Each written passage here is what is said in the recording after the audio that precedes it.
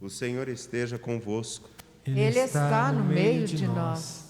Proclamação do Evangelho de Jesus Cristo segundo Mateus. Glória a vós, Senhor.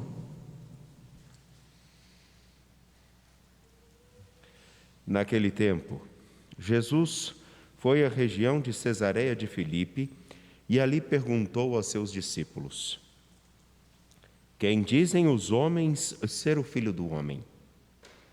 Eles responderam: Alguns dizem que é João Batista, outros que é Elias, outros ainda que é Jeremias ou algum dos profetas.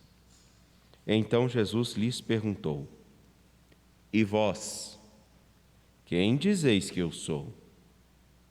Simão Pedro respondeu: Tu és o Messias, o Filho do Deus vivo. Respondendo, Jesus lhe disse: Feliz és tu, Simão, filho de Jonas, porque não foi um ser humano que te revelou isso, mas o meu Pai que está no céu. Por isso eu te digo que tu és Pedro, e sobre esta pedra construirei a minha igreja, e o poder do inferno nunca poderá vencê-la. Eu te darei as chaves do reino dos céus. Tudo que tu ligares na terra será ligado no céu. Tudo que tu desligares na terra será desligado nos céus. Palavra da salvação. Glória a vós, Senhor. Podem se sentar, por favor.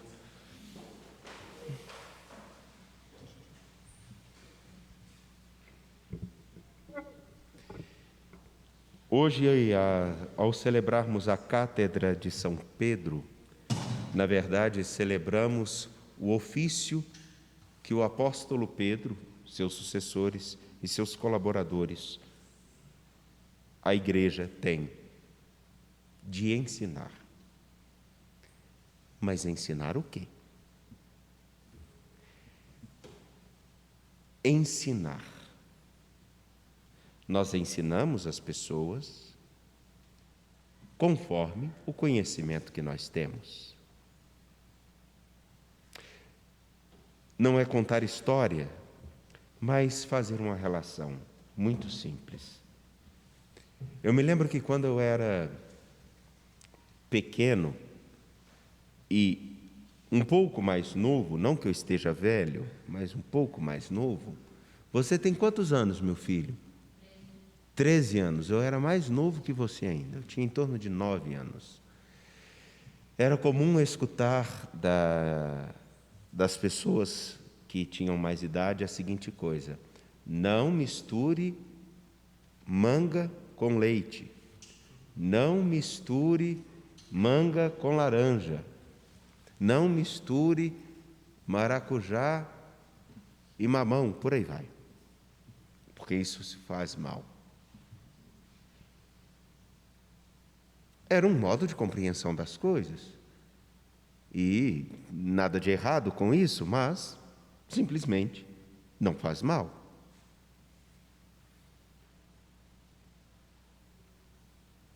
Ensinava-se aquilo que as pessoas tinham como conhecimento. Nós ensinamos a partir daquilo que nós temos conhecimento. A igreja ensina com base naquilo que é o alicerce que ela tem, o fundamento de seu conhecimento. Porém, a igreja, nos seus mais de 2000 anos, ensina quem é Jesus Cristo. E nós corremos o risco de ensinarmos não quem é Jesus Cristo, mas o que falam dele. Nós. Por isso que o evangelho que hoje nós temos aqui, no capítulo 16, versículos 13 a 19, é tão precioso. Porque o que nós temos no tempo presente é uma dificuldade das pessoas saberem quem realmente é Jesus Cristo. A pergunta que Jesus faz para os seus discípulos é uma pergunta dirigida a pessoas que estão andando atrás dele. E ele quer saber o que os outros estão dizendo dele. Porque as pessoas falavam dele a partir do que ouviam dizer, ou que viam. Os discípulos de Jesus estão mais próximos, convivem com ele. E os discípulos respondem: olha, os outros estão dizendo que o Senhor é João Batista, que o Senhor é Elias, que é Jeremias ou algum profeta.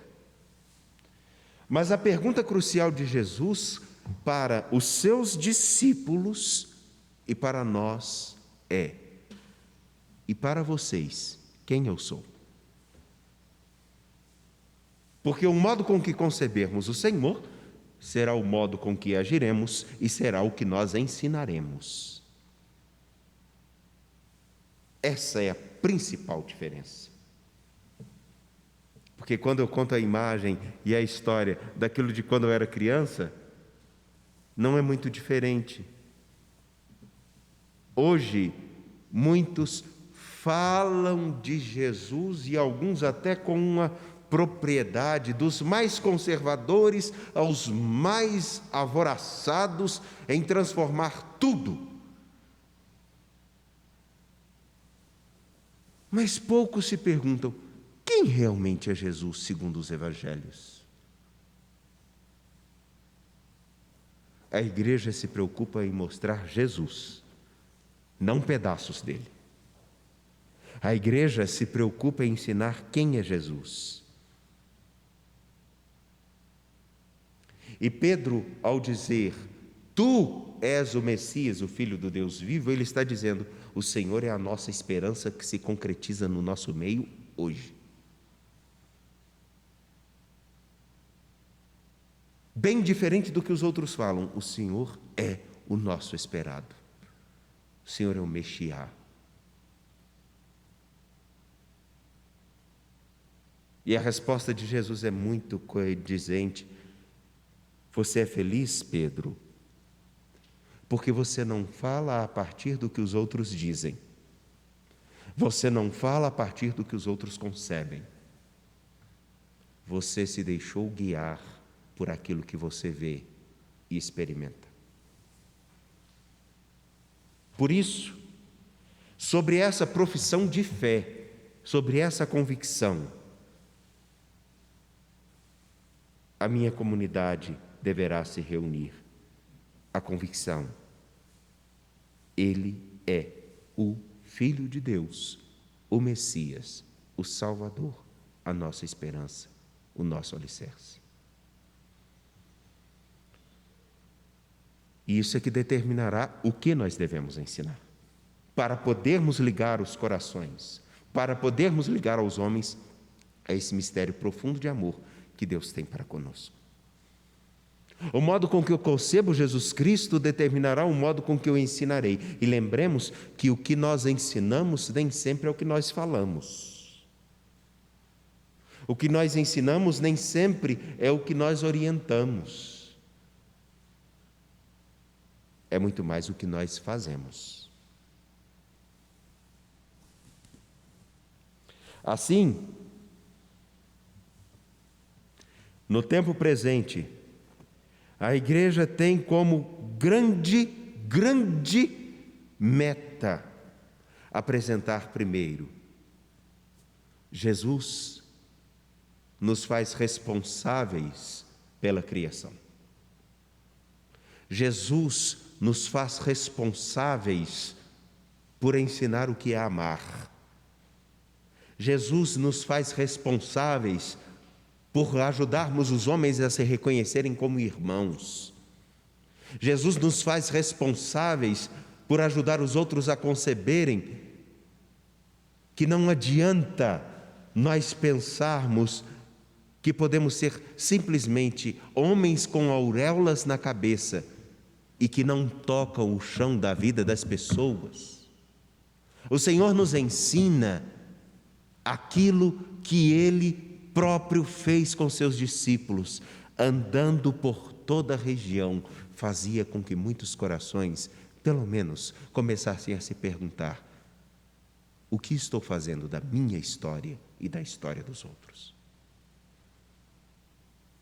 Por isso, ao olharmos para o Papa Francisco e também para o seu antecessor, o Papa Emérito Bento XVI, o que esses homens nos ensinaram para compreendermos quem é Jesus? Quem é a nossa esperança? Como vivemos o verdadeiro amor? Como cuidamos da casa comum? Como cuidamos uns dos outros? O que nos faz realmente nos colocarmos como discípulos dele? É por aquilo que vamos ganhar? É por aquilo que nós fomos obrigados a fazer? Seria vergonhoso reconhecer que, se eu fosse discípulo de Cristo por aquilo que eu quisesse ganhar, ou se fosse discípulo de Jesus Cristo por aquilo que eu consigo forçar os outros a fazerem, seria vergonhoso, porque eu estaria contradizendo justamente aquilo que o Senhor pergunta a Pedro: quem sou eu para você?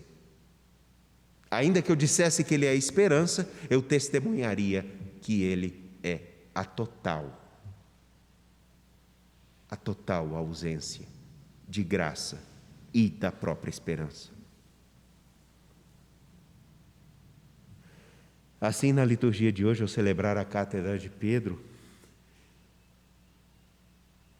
o Senhor nos ensina a caminhar pela estrada da vida, sabendo que Ele é o pastor que nos conduz, que não nos falta coisa alguma, mas isso está em nossos lábios, mas isso está em nossa prática. Dizer que Pedro é modelo nesse momento de quem diz: eu não sigo o que os outros falam, mas eu falo da importância que o Senhor tem na minha história. Qual é a importância que o próprio Senhor tem na nossa história? A exemplo, como teve na de Pedro. O que nós ensinamos do Senhor? O que nós falamos dele? O que dele testemunhamos? Nós vinculamos pessoas no nosso peregrinar pela história a esse mistério imenso de amor que Deus tem para com todos nós? Ou não?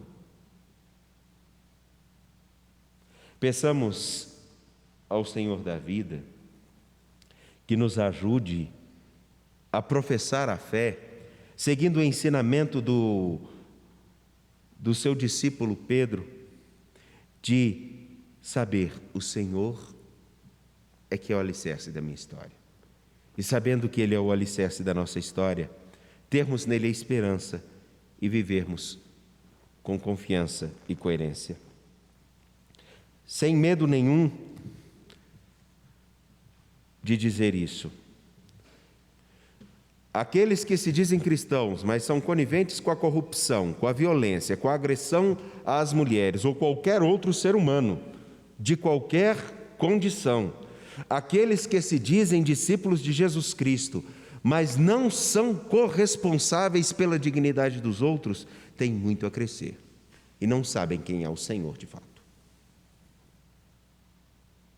Podem ter um pequeno lampejo de quem seja Jesus, mas daqui de dentro, quem aprende a conhecer o Senhor não se torna insensível. E sabe que a vida humana, desde o momento da sua concepção até o momento último da respiração, ela tem um valor singular e merece respeito. Sabe que todo e qualquer ser humano merece dignidade e respeito, independente da sua condição.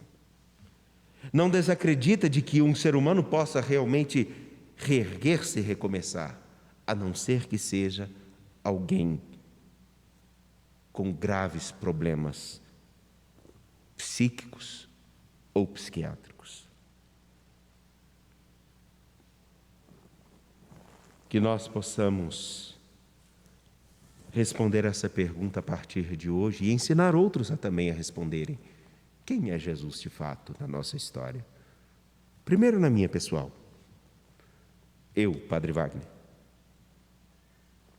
Segundo, na minha familiar. Como eu convivo com aqueles que estão no meu núcleo familiar? E qual o lugar que ele ocupa no meu posicionamento, no meu modo de agir na sociedade como um todo? Do meu estudar até o meu trabalhar, tudo que eu fizer.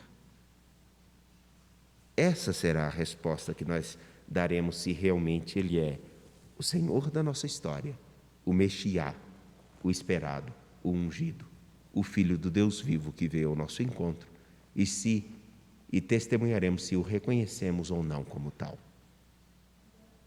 Confiando nele e na sua graça, apresentemos nossas preces.